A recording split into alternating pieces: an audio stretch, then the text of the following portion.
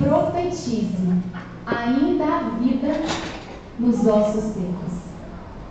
Acredito que alguns irmãos já sabem, né, de qual texto da Bíblia nós estaremos meditando nessa manhã. Então pode já abrir a sua Bíblia no livro de Ezequiel, no capítulo 37.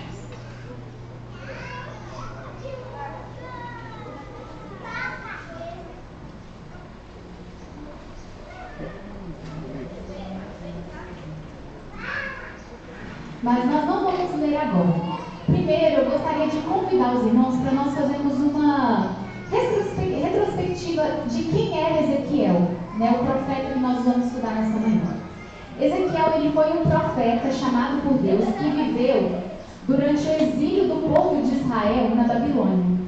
Só que Ezequiel, ele não era um profeta muito popular, mas ele era fiel a Deus. E ele profetizou com obediência sem ver resultados imediatos. E quando nós paramos para avaliar a vida dos profetas, nós observamos que isso era muito comum. Eles falavam de coisas, eles declaravam palavras que muitas vezes eles não viam acontecer. Isso é diferente como, por exemplo, Noé. Noé, ele declarou que o dilúvio viria, ele passou a vida se dedicando à construção da arca, mas ele entrou na arca, ele viu o dilúvio. Mas nem sempre era assim com os profetas. E com Ezequiel, muitas vezes ele falava e não acontecia nada. Ele falava, declarava as palavras de Deus para o povo se arrepender, para o povo se voltar para Deus. E Ezequiel não via mudanças. No capítulo 2 de Ezequiel, Deus ele já avisa a Ezequiel como o seu povo era rebelde. E Ezequiel tem que lidar com isso durante toda a sua vida. Ele profetizava e não via respostas. Irmãos, essa é uma situação muito desanimadora. Porque nós desanimamos por muito menos, não é verdade? Quando alguma coisa sai do nosso controle, quando a resposta chega que não é que eu quero ouvir, quando uma pessoa fala e eu não gosto, a gente já desanima, a gente já quer jogar tudo para o alto. E em momentos assim é comum que a incredulidade ela tome conta, sabe? O nosso lado humano sobressai.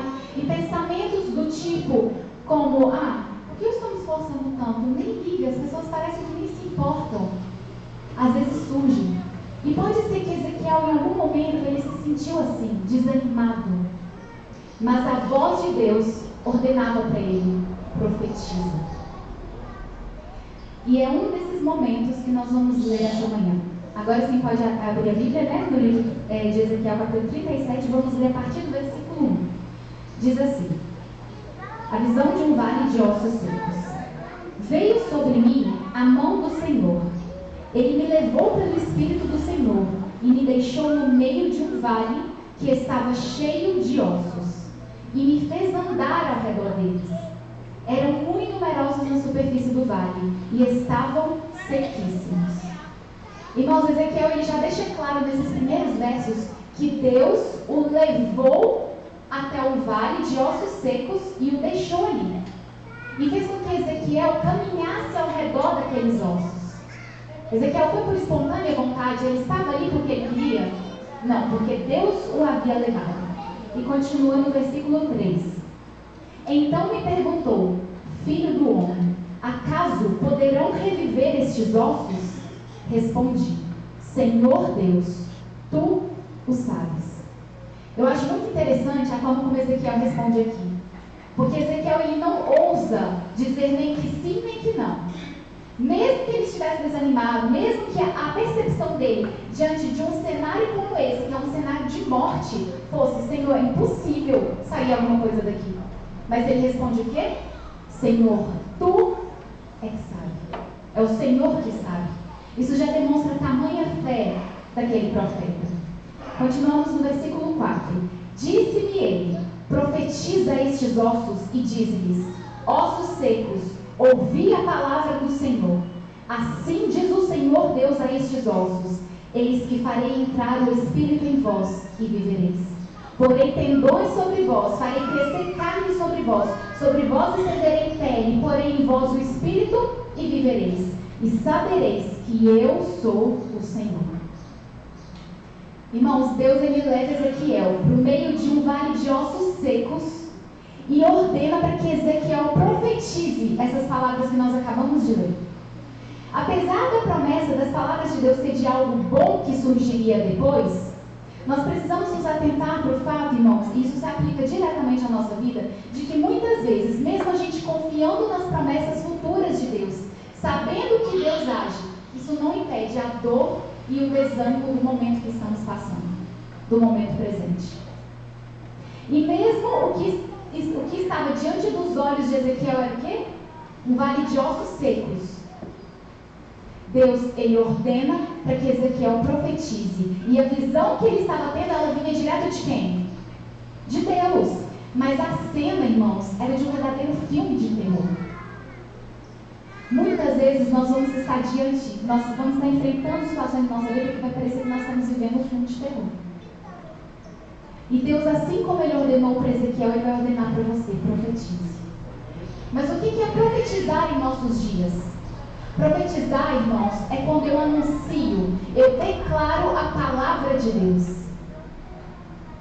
Quando eu declaro, assim diz o Senhor. E muitas vezes Deus, ele vai te deixar num vale de ossos e ele vai declarar, profetize. Você vai descobrir uma doença e Deus vai te ordenar, profetize. Você vai enterrar alguém que você ama, você vai passar por um luto, você vai ter uma separação, você vai sofrer críticas, vai ter perseguição, você vai ver seus planos arruinados. E mesmo assim, Deus vai aparecer e vai te ordenar, profetize. Declare as minhas palavras. Confie nas minhas palavras. No meio de tudo isso, irmãos, pode ser que até surjam algumas pessoas que mesmo que ela não fale para você, ela vai comentar, olha aquela pessoa. Ela não é da igreja, ela não é fiel a Deus, por que está passando por aquilo? Olha que horror da vida. E irmãos, como você argumenta se nem você tem as respostas? O que dizer? Muitas vezes nós precisamos apenas focar no assim diz o Senhor, em obedecer a sua palavra.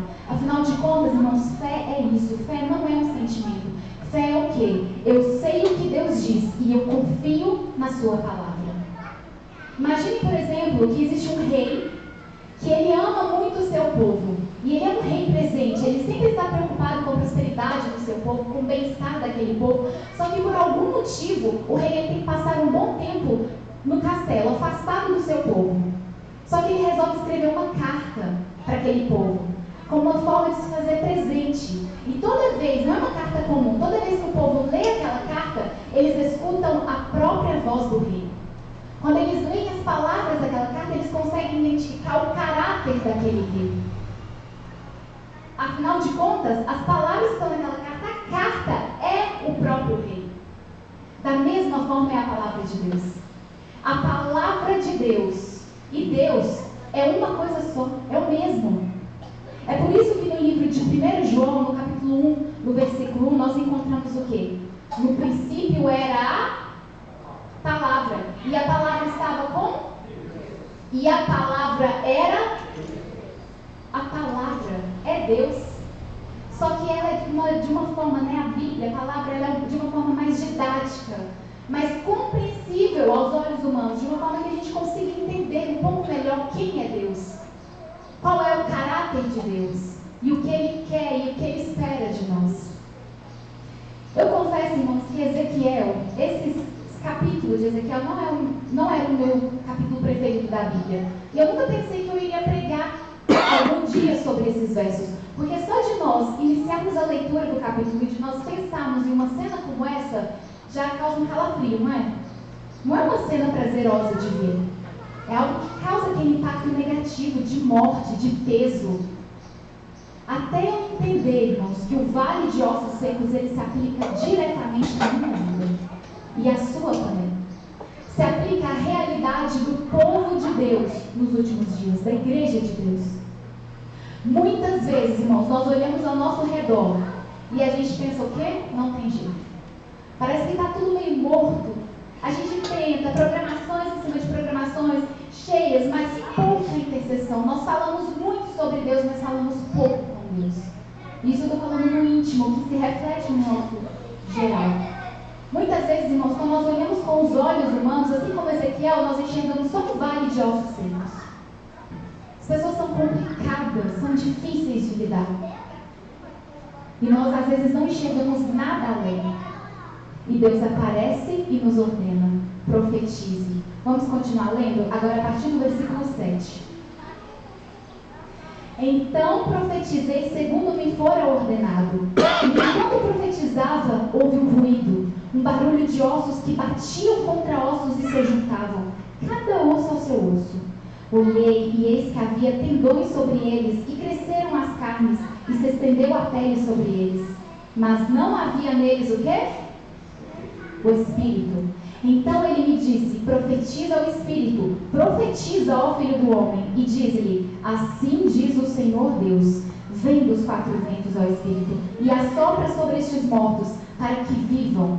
Profetizei como ele me ordenara, e o Espírito entrou neles, e viveram, e se puseram em pé, um exército sobremodo numeroso. E agora eu vou pedir que o Marcos coloque a próxima imagem. Porque apesar do que estava diante dos olhos de Ezequiel, quando ele obedece à ordem de Deus, ele vê a situação mudar. E de repente o vale de ossos secos, ele dá lugar ao quê? Um exército vivo, numeroso. Irmãos, nos diz na Bíblia que o quê? Os ossos se juntam, surgem os tendões, a carne, a pele, mas falta o quê? Falta o Espírito. E aí de repente o Espírito sopra e a vida surge. Nós precisamos do Espírito Santo de Deus. Só Ele, irmãos, pode nos dar o poder e nos tirar do vale de ossos secos e nos levar para uma outra realidade. Não importa, irmãos, o que você está enxergando no vale. A palavra de Deus, como nós vimos, é o próprio Deus e ela é soberana. E Deus já declarou o que é que vai acontecer.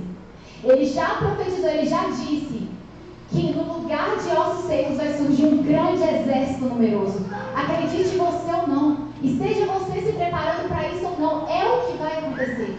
Mas sabe o legal? Que assim como Deus escolheu contar com Ezequiel, Ele escolhe contar com você. Porque você não concorda que Deus poderia muito bem, Ele mesmo, falar direto para o vale de ossos secos? E deixar Ezequiel ele só olhando, só observando? Mas não. Ele escolhe contar com Ezequiel. Da mesma forma que Ele escolhe contar com você, Ele quer que as palavras dele saiam da sua boca. Porque vai ter um peso diferente, vai ter um impacto diferente para as pessoas que te cercam. É isso que Deus espera, irmãos, uma adoração verdadeira. Sabe qual é a principal diferença entre os deuses, né, os deuses pagãos e o Deus verdadeiro, único? É que os deuses, eles sempre exigem algo que você possa dar. Agora, para Deus, a verdadeira adoração é aquilo que você pode se tornar com Ele.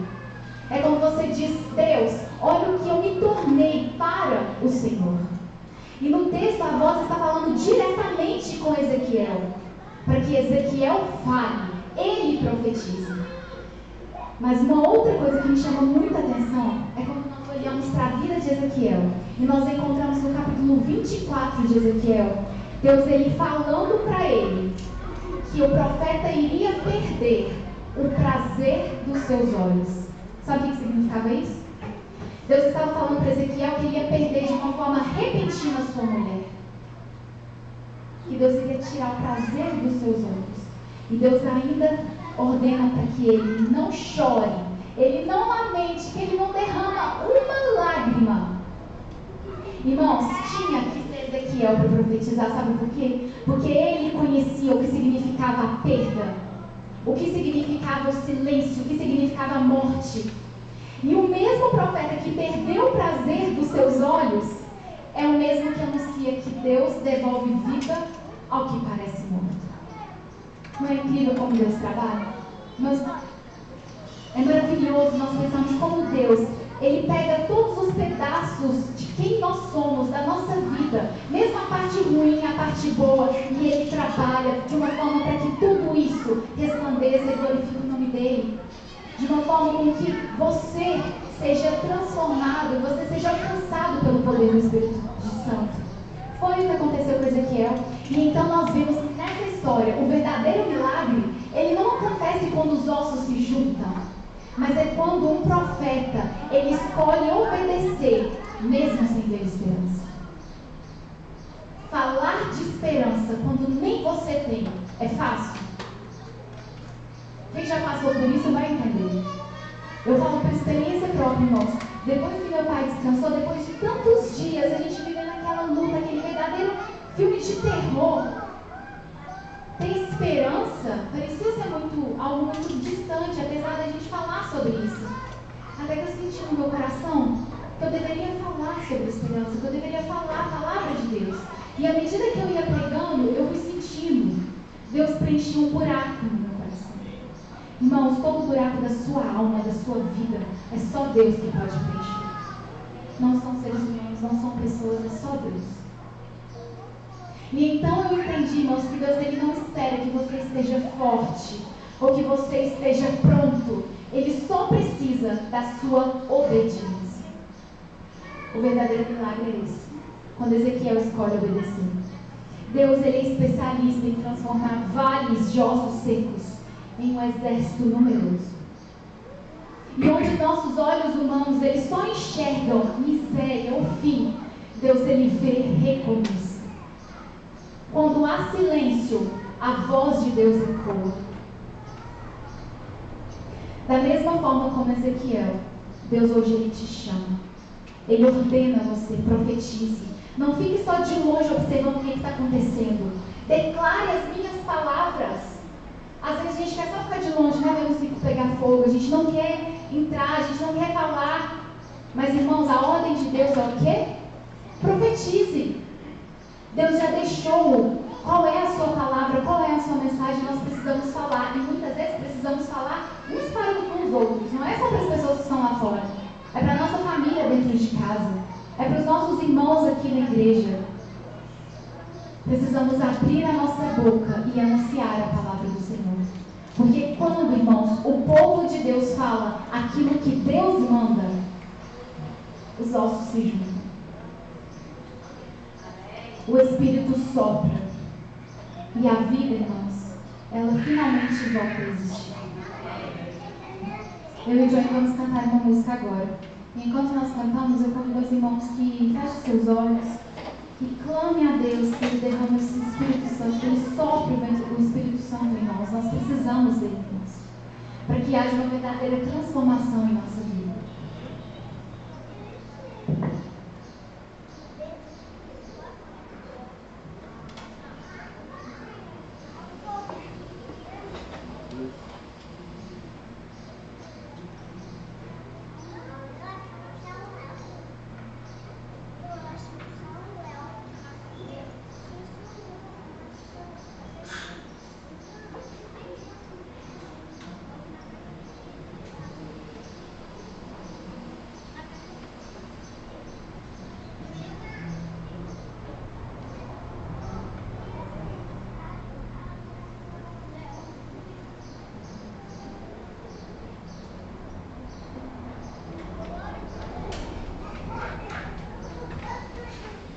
Irmãos, enquanto o Johnny se prepara, eu gostaria de ler, não precisa abrir suas Bíblias, o livro de Ezequiel, capítulo 36, o versículo 27 diz assim: Porei dentro de vós o meu espírito, e farei que andeis nos meus estatutos, guardei os meus juízos e os observeis. Habitareis na terra que eu dei a vossos pais, vós sereis o meu povo, e eu serei o vosso Deus. Amém?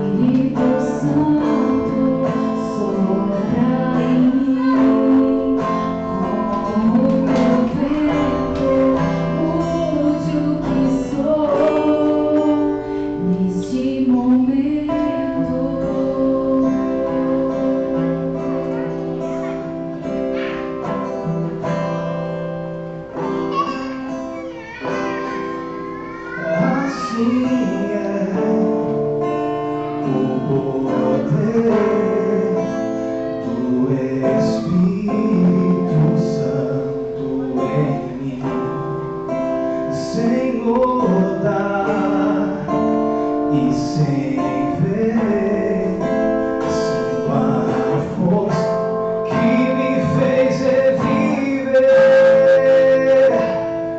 O vento sopra em mim,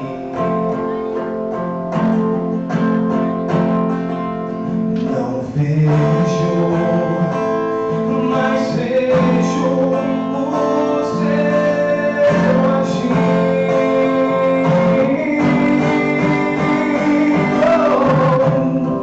Sopra em mim, Espírito Santo, sopra em mim, como teu vento, mude o que sou.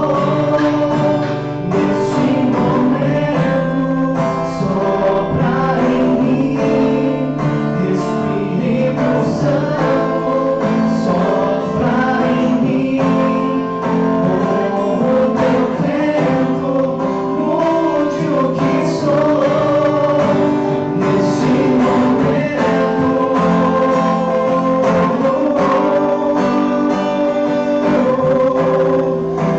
sopra em mim, Espírito Santo, sopra em mim, com o teu vento, mude o que sou.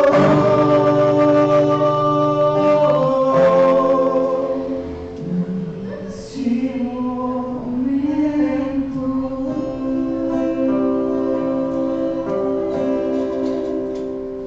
Amém.